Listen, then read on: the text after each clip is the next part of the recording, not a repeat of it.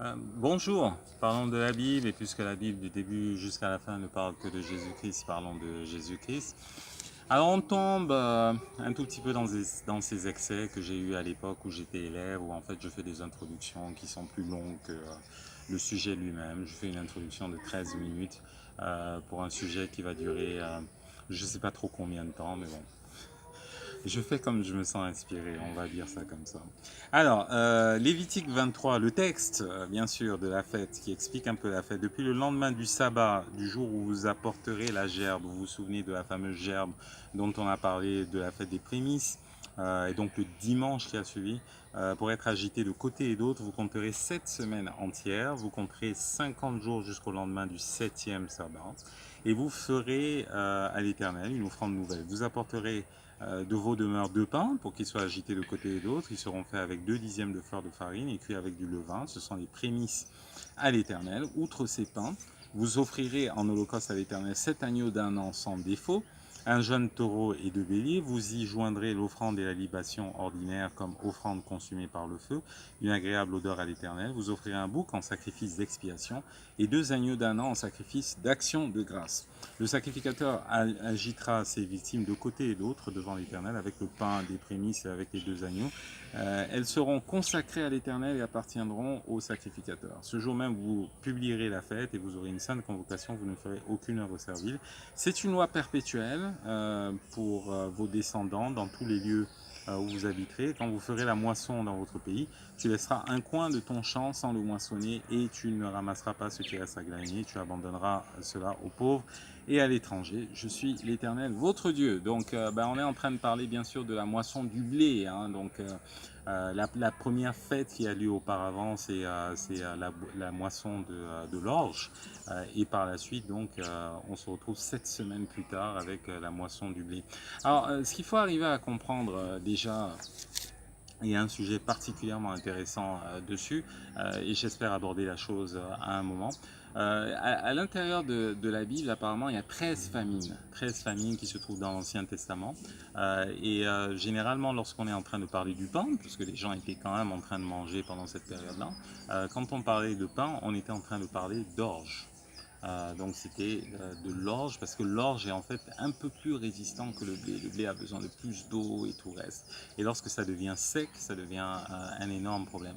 En fait, on est en train de parler de 3 types de moissons. La première moisson est celle de l'orge. La deuxième moisson, qui correspond à la fête de Pentecôte, c'est bien sûr celle du blé. Et la troisième moisson, c'est la moisson de la vigne et de tous les fruits qui ont un tout petit peu plus de chair. Donc là, on est en train de parler de 3 groupes différents. Le premier groupe, c'est le groupe des conquérants, le groupe des vainqueurs. Le deuxième groupe, c'est l'Église. Et le troisième groupe, ça correspond au reste du monde. Tous les gens qui auront décidé de ne pas croire en l'Éternel, de ne pas croire en Jésus-Christ comme étant le Seigneur de ce monde. Voilà un tout petit peu. On a dit que la loi ne changeait pas. On a parlé de la célébration un tout petit peu. Voir comment la célébration arrive.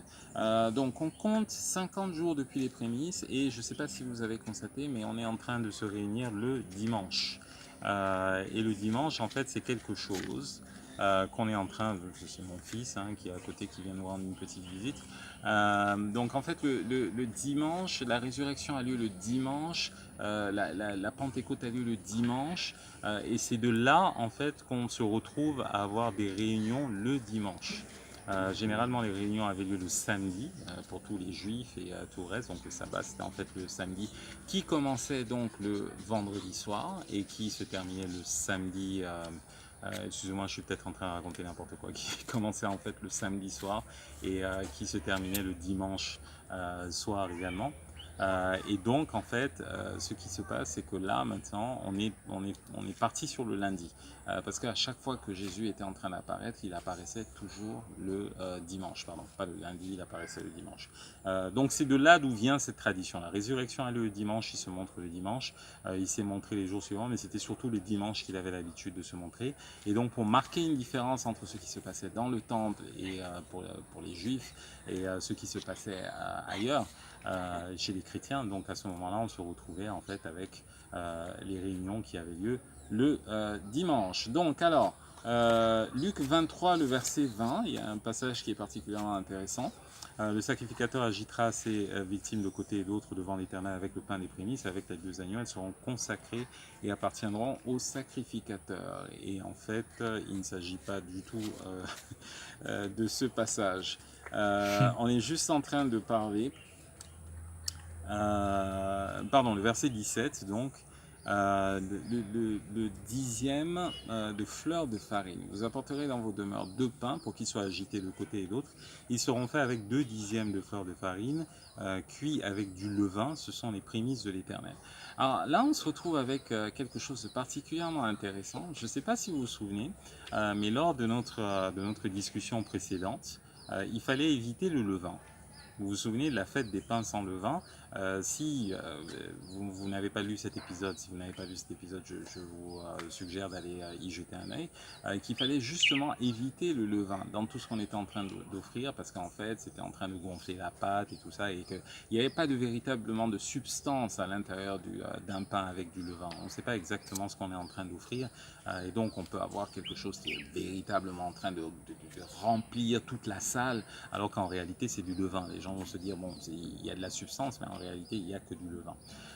Donc le levain, en fait, c'était quelque chose que Dieu évitait. Alors pourquoi, dans cet exemple précis, pourquoi en fait lors de la fête de la Pentecôte, on se retrouve avec le levain qui est accepté? Déjà, premièrement, vous remarquerez que ce sont des pains qui sont donnés. Les pains ne sont pas sans levain, les pains sont avec du levain, mais ce sont des pains qui sont donnés. Donc on n'est pas en train de parler ici d'une pâte, en fait. On est en train de parler de quelque chose qui a déjà été cuit. Donc l'action du feu a déjà commencé. Et par la suite, donc, on peut prendre ces pains-là et les offrir en sacrifice. Donc, je ne sais pas si vous voyez. Donc on a déjà le levain, donc la pâte qui a été levée, bien sûr, qui est déjà cuite. Donc le feu qui, quelque part, arrête l'action du levain. Et par la suite, donc c'est ce pain-là qu'on est en train d'offrir en sacrifice. Donc le levain représente toujours le péché. Et le fait est que tant que nous sommes sur cette terre, ce qui se passe, c'est que notre esprit est en train est sauvé déjà, ça c'est la première chose. Donc quand Jésus-Christ est mort et qu'il est ressuscité, et toute la fête de Pâques correspond en fait à la nouvelle naissance et au fait que donc notre esprit est en train d'être sauvé. Mais notre âme n'est pas sauvée. Okay, la façon dont nous sommes en train de penser et toutes les choses, tout ça n'est pas sauvé. Donc c'est à ce moment-là que la loi est en train d'intervenir, de telle sorte que nous apprenions un nouveau processus de pensée, qu'en fait notre pensée soit renouvelée, comme Paul était en train de dire, que vous pratiquiez le renouvellement de votre intelligence. Et c'est exactement ce que nous sommes en train de faire avec la loi. Donc c'est pas quelque chose que nous maîtrisons tout le temps. C'est en fait quelque chose que nous faisons jour après jour, après jour, après jour. Et donc on est en train de parler du processus de sanctification. D'accord, de sanctification où tous les jours nous sommes en train de progresser. C'est pas, on ne maîtrisera jamais complètement la loi. Donc le levain est toujours avec nous du fait que nous sommes dans une chair qui est corruptible. Nous allons mourir, donc nous péchons. Il faut bien comprendre la logique, c'est un point sur lequel il faut qu'on revienne également un tout petit peu plus tard. Adam a péché. Donc il est mort. Et parce qu'il est mort, il nous a donné sa nature mortelle. Et parce que nous allons mourir, c'est pour ça que nous péchons. D'accord? Et il faut bien mettre les choses dans l'ordre. Nous ne sommes pas en train nous ne sommes pas immortels et nous sommes en train de pécher et tout d'un coup, parce que nous commençons à pécher, on va se retrouver à mourir. C'est pas du tout dans ce sens-là que ça fonctionne. Donc ce que en fait cette fête est en train de dire, c'est que le levain est toujours avec nous, mais la farine est toujours avec nous également. Alors la farine, c'est quoi? La farine, c'est Jésus-Christ qui a été battu. Voilà. Donc vous avez toujours, on parle de la farine, donc le pain sans levain et tout le reste dont nous étions en train de parler un tout petit peu plus tôt.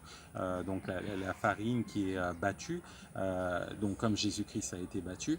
Mais de l'autre côté également, on se retrouve avec le vin qui est pressé, donc Jésus-Christ qui a été pressé, l'huile d'olive également qui a été pressée. Donc à chaque fois que vous êtes en train d'utiliser l'huile d'olive et tout le reste, c'est pas tant parce que l'huile a un pouvoir magique ou quoi que ce soit, c'est tout simplement que vous êtes en train de dire que le pouvoir de la guérison appartient à Jésus-Christ parce que lui a été battu, donc vous allez être sauvés. Alors, juste un autre point également que j'aurais dû dire en introduction, mais bon, vous savez maintenant que mes introductions sont un tout petit peu bizarres et vont dans tous les sens. Pourquoi on se retrouve avec donc la Pentecôte? Pourquoi elle s'appelle la Pentecôte? Pentecôte, ça veut tout simplement dire 50 hein, en fait. Donc on est 50 jours après le jour des prémices, le jour où on agite la gerbe. Et c'est pour cette raison que on se retrouve donc avec le mot Pentecôte qui en grec veut dire 50. Dans la Bible, on parle également du jour lorsque Saül, par exemple, a été ou un roi. On est en train de parler de la moisson du blé, mais également, donc, on est en train de parler de la fête des semaines, parce qu'on est en train de compter les semaines. Donc, si vous voyez dans la Bible la fête des semaines, on est en train de faire référence à la Pentecôte. Voilà, ben, ce sera tout pour le moment. Portez-vous bien, on se verra plus tard. Ciao.